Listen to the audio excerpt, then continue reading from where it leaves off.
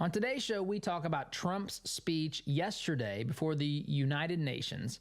We talk about some of the things that he said. We play some of those sound bites, and we talk about just the general attitude of the United Nations, the pointy-headed, elitist, self-righteous political class among us, which we have that in government here in the United States as well, but we see it in even a more dramatic sense when we look on the world stage at the United Nations. And Trump, of course, had lots of things to say to lots of people out there. The real people, by the way, who are the problems around the world, folks like Iran and some of the things China is doing and Russia. And, of course, OPEC. Trump called OPEC out.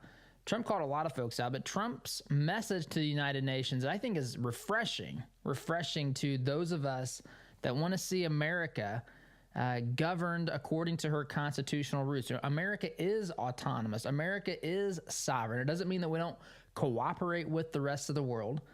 It simply means that we're not controlled by the rest of the world. America is not, candidly, the problem on the world stage today. America is a powerful force for good. And it's refreshing to see a leader actually come out and say that repeatedly.